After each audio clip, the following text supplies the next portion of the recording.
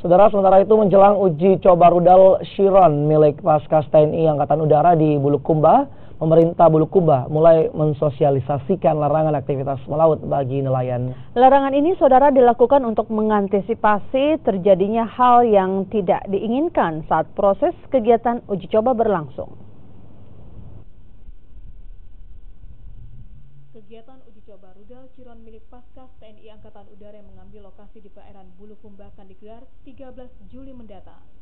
Pemerintah Kabupaten Bulukumba meneruskan himbauan dari Paskas TNI Angkatan Udara terkait larangan aktivitas laut hingga hari kegiatan uji coba rudal dilakukan. Pak Camat sudah mengeluarkan pengumuman yang disampaikan kepada para kepala desa dan lurah. Untuk selanjutnya para kepala desa dan lurah ini menyampaikan kepada masyarakatnya agar tidak melaut selama kegiatan dari TNI Angkatan Udara ini berlangsung untuk 3 hari selama 11 sampai dengan tanggal 13 Juli 2017. Untuk radius sendiri, radiusnya berapa? Radius 30 km.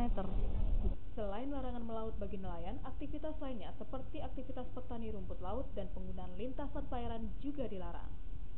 Paskas melarang kegiatan laut dengan radius 3 km dari lokasi kegiatan. Laut? Iya, nggak boleh mencari ikan pokoknya selama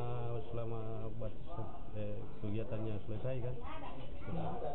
Nantinya, selain melakukan uji coba misil rudal terbaru Korea Selatan jenis Chiron, Paskas juga menggunakan senjata otomatis tanpa awak jenis Airlicon Skyfield dengan sasaran tembak 4 unit drone berupa pesawat.